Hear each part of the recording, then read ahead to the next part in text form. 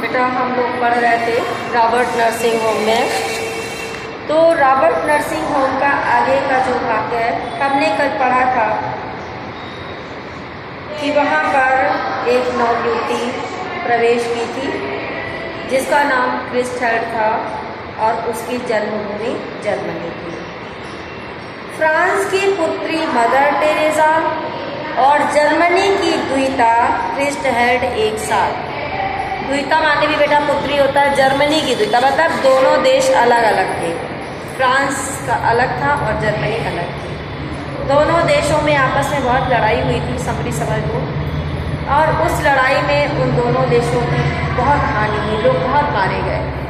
लेकिन उसके बावजूद दोनों अलग अलग देशों से थी, शत्रु देशों से थी। दोनों में बहुत ही सामंजस्य था, बहुत ही मित्रता थी। इसी का वर्णन इन्होंने किया है कि एक रूप, एक ध्येय, एक रस, दोनों का एक जैसा रूप था, सुंदरता थी। एक ही उद्देश्य था, रोगी की सेवा करना। वो एक ही रस था, सेवा से आनंद प्राप्त करना। अब मिश्र जी ने कहा, तुम्हारा देश महान है जो युद्ध के देवता हिटलर को भी जन्म दे सकता है और तुम्हारे जैसी सेवाशील बालिका को भी। हिटलर बहुत ही क्रूर शासक माना जाता है बेटा, और मदर टेरेसा बहुत ही विनम्र थी। अपोजिट स्वभाव के लोग थे, उल्टे स्वभाव के, विपरीत स्वभाव के, लेकिन दोनों का एक ही देश में जन्म हुआ था। मैंने उससे कहा कि तो दर्प से दीप्त हो वह स्टैच्यू सी हो गई। दर्प से माने अहंकार से, घमंड से, गर्व से प्रकाशित होकर के वह एकदम स्टैच्यू हो गई, स्थिर हो गई। उसने अपना दाहिना पैर पृथ्वी पर वेग से ठोक कर बोली, यस सर। अपने दाहिने पैर को पृथ्वी पर पटका और बोली, यस सर। वह दूसरे कमरे में चली गई। तो मदर टेरेसा को टटोला। देखिए क्रिस्टल को इन्होंने छेड़ा, उसने यस सर करके चली गई। अब मदर टेरेसा को भी इन्होंने कुछ पूछना चाहा कि आप इस जर्मन लड़की के साथ प्यार से रहती, कहने लगती कि शत्रु देश की लड़की फिर भी आप उसके साथ प्यार से रहती हैं। बोली, हाँ, वह भी ईश्वर के लिए काम करती है और मैं भी, फिर प्यार क्यों ना। कहने का अर्थ है कि दोनों ही शत्रु देशों, एक दूसरे की शत्रु देश हैं, लेकिन दोनों ही सेवा का कार्य कर रही हैं, एक जैसा कार्य कर रही हैं, तो आखिर उनमें प्रेम क्यों ना हो, होना ही चाहिए। मैंने नस्तर चुभाया पर फ्रांस को हिटलर ने पददलित किया, यह आप कैसे भूल सकती है। लेखक ने कहा कि फ्रांस को हिटलर ने हानि पहुंचा दी, उसको बर्बाद कर दिया, इस बात को आप भूल गई। नस्तर तेज था, उनका जो ये व्यंग्य था बहुत ही तीखा था। उसकी चुभन से, उसके कष्ट से मदर टेरेसा का हृदय भी अछूता नहीं रह सका। देखिए हम रीडिंग नहीं कर रहे, व्याख्या बता रहे, समझाते चल रहे। आप रीडिंग आप स्वयं बुक से करोगे। बोली, हिटलर बुरा था, उसने लड़ाई छेड़ी पर उससे इस लड़की का घर भी ढह गया और मेरा भी, हम दोनों एक हैं।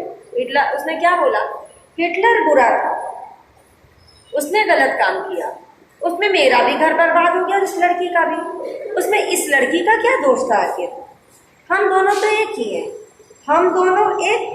मदर टेरेसा झूम के इतने गहरे डूब कर कहा कि उनसे उनकी लड़की छीन रहा हो।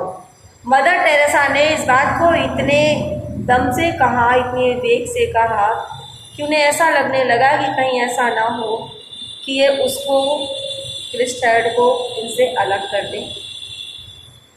और उन्होंने पहले ही दांव में लेखक को चारों खाने चित्त दे मारा, मतलब एक ही शब्द में उन्होंने लेखक को निरुत्तर कर दिया।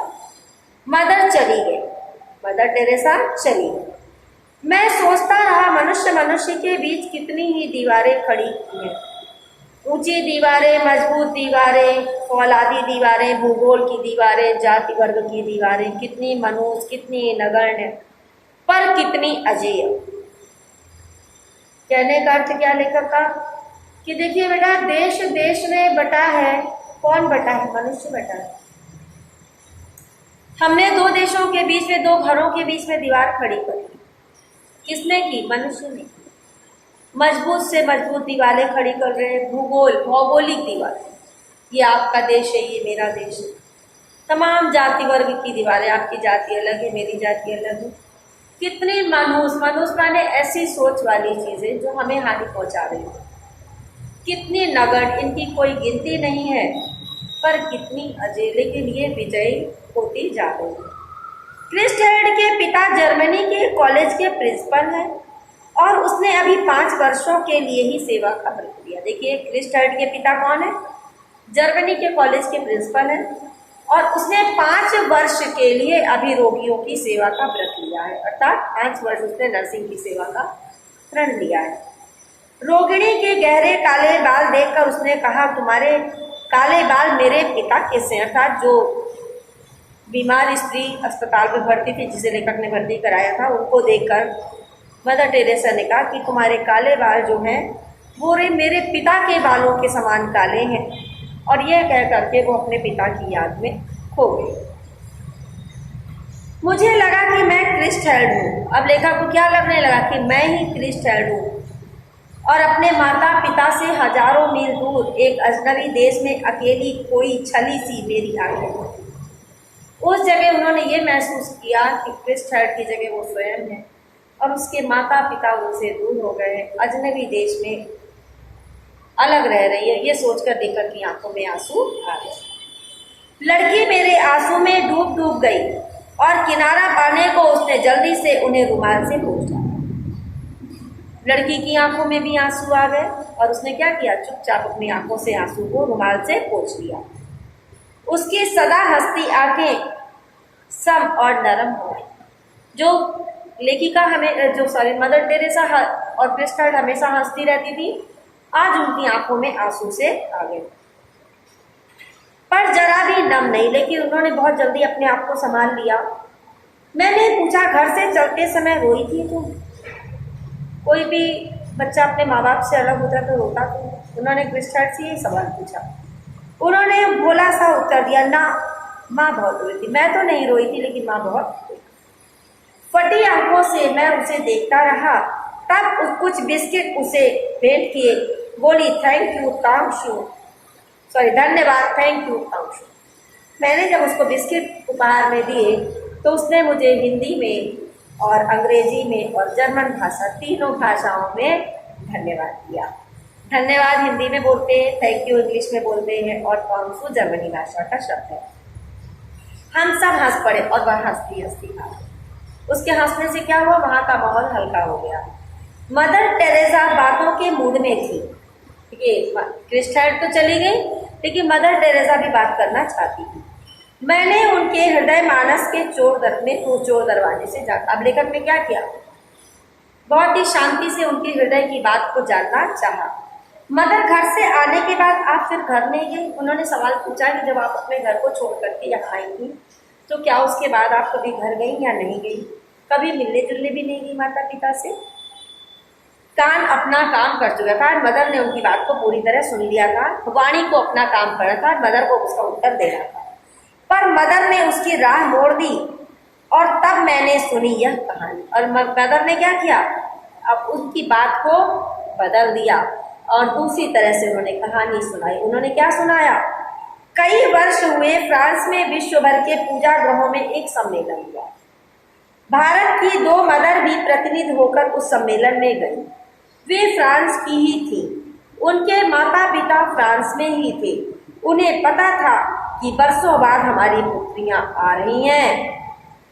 दोनों माताएं अपनी पुत्रियों का स्वागत करने के लिए जहाज पर आईं, पर विचित्र बात यह हुई कि दोनों ही अपनी पुत्रियों को न पहचान पाईं।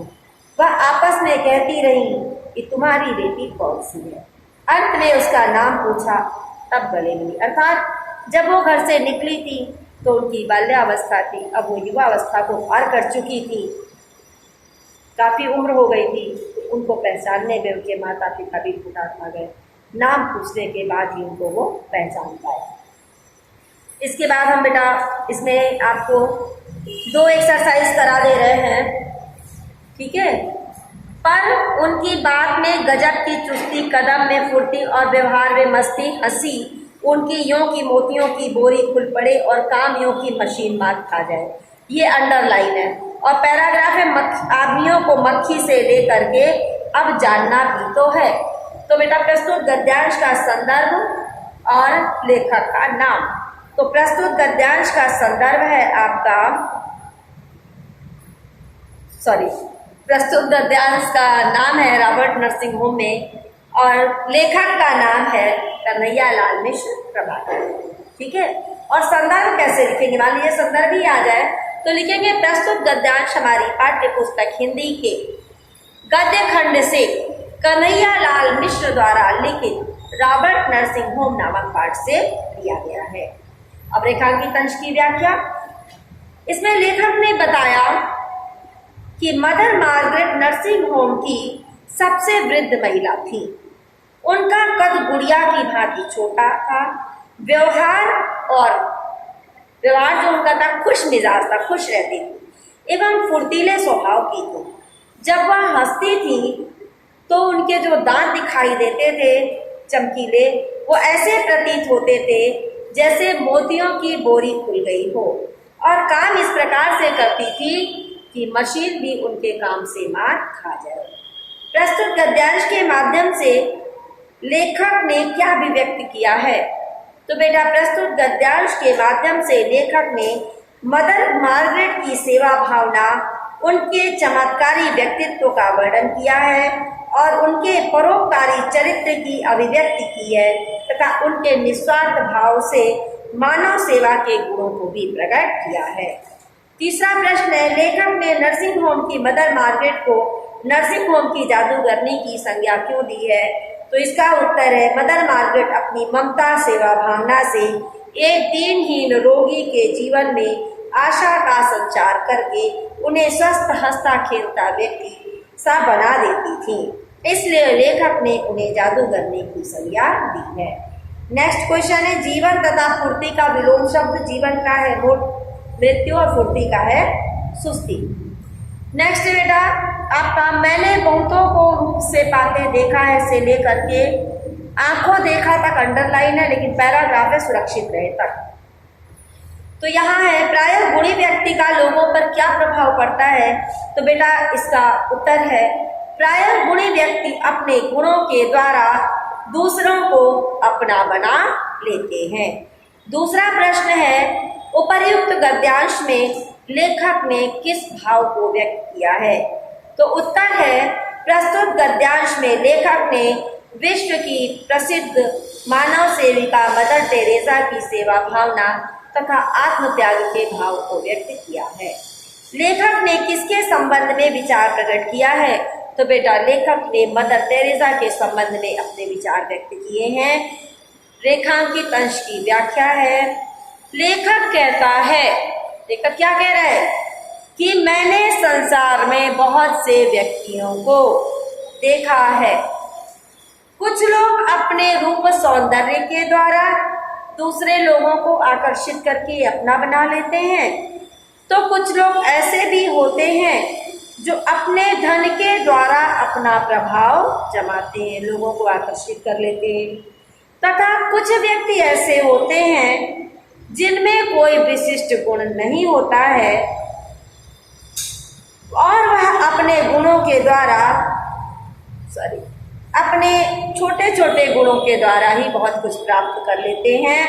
परंतु आज लेखक ने ऐसी अद्भुत नारी अर्थात मदर टेरेसा और मदर मार्गरेट को देखा है जिनमें श्रद्धा एवं मान जिन्होंने श्रद्धा एवं मानवता के लिए अपना सब कुछ समर्पित कर दिया है और दूसरों से आदर प्राप्त किया है। Thank you.